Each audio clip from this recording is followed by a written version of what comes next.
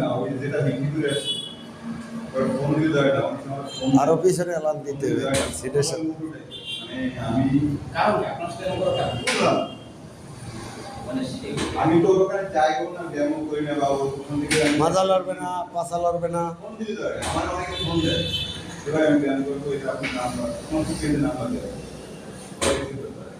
আর কথা বলে আমারটা ভাবতে একটু ব্যস্ত ভাই পরে কথা বলবো না ব্যস্ত আছে।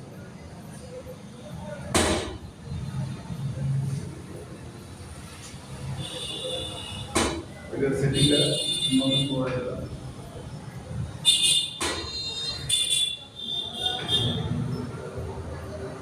আর গ্যালারি ল্যাপ করবো সেই মাসে